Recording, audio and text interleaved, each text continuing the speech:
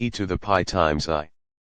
I have never been totally satisfied by the explanations for why e to the 9 gives a sinusoidal wave.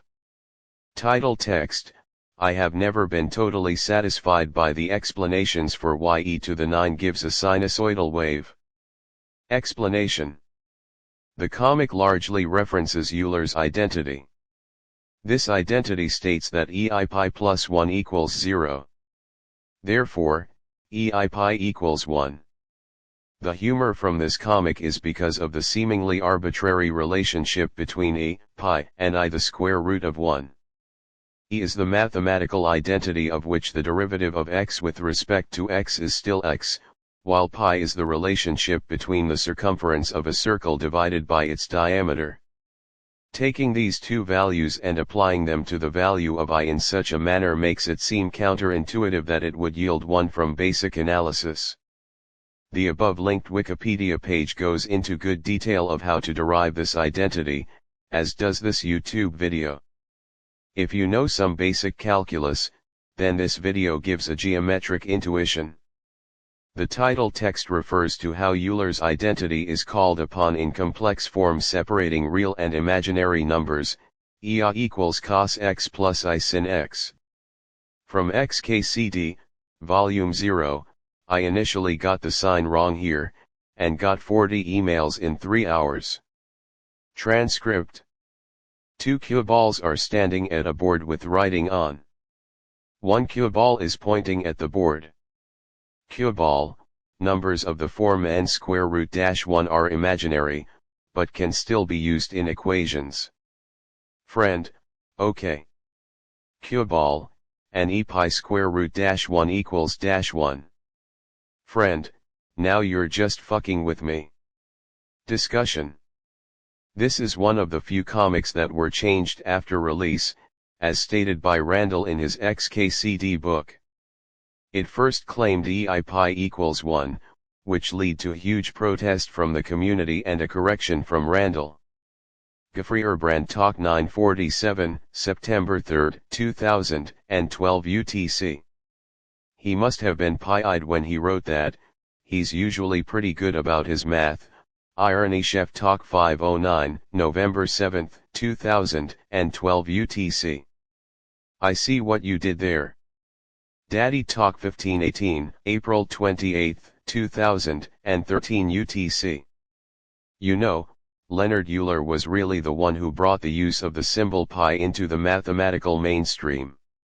However, he originally wrote pi equals 6.28, the circumference of a circle with radius 1, a unit circle.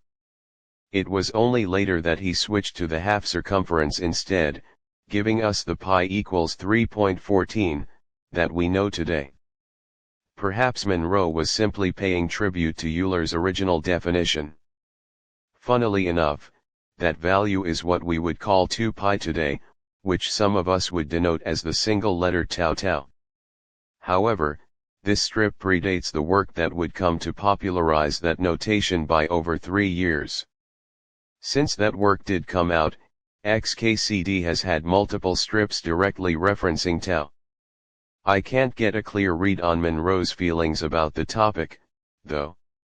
I save xkcd Papers Talk 341, March 4, 2025 UTC. What's is the difference between 6.28, radius and 3.14, diameter 172.70.85.4755, March 4, 2025 UTC.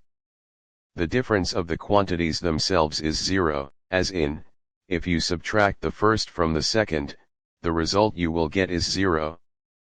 If you're talking about the conceptual difference between the representations of the quantities, there's a lot more that can be said about that. The short version is that in math, a circle's radius is usually thought of as more relevant than its diameter, including in the definition of what a circle is the set of points in the plane that are a given distance from a given center. So in many situations, one can consider it clearer and more convenient to choose the radius-based number. However, others argue that the choice doesn't matter, and the diameter-based one is the traditional one, so we might as well stick with it. If you still want more, Wikipedia has a summary of the whole situation. But remember, I'm just giving the short version, so that's all I have to say. I save xkcd Papers Talk 1038, April 15, 2025 UTC. Randall says in the title text that he's never been satisfied with explanations of the sinusoidal nature of the function of E9. http www.math.toronto.edu MathNet Question Corner epi.html really helps, at least for those who are obsessed with Taylor series yet tragically horrible at math. Joel Buckley Talk 339, January 29, 2014 UTC. Why e to the 9 gives a sinusoidal wave? This is because neutrinos keep oscillating. They wouldn't without the E9 support. 162.158.83.72401, May 24, 2016 UTC. Actually, e to the 9 isn't sinusoidal. Consisting of sinusoidal components doesn't make it sinusoidal, any more than it does for any relation representable by Fourier transform. As with the other mistake, it seems to indicate that this really wasn't something Randall knew about. Technically I isn't imaginary at all, but is incorporated into equations to represent rotations perpendicular to the xy plane. 108.162.210.220 September 9, 2016 UTC. I is imaginary. Both real and imaginary are terms of art in a mathematical context that have nothing to do with the reality or unreality of the numbers in question. Also, when you're talking about the complex plane, it doesn't have x and y axes, it has real and imaginary axes. But of course, nobody can stop you from defining a mapping from the complex plane to any other vector space if that suits your purpose. 162.158.62.45158, September 6, 2018 UTC.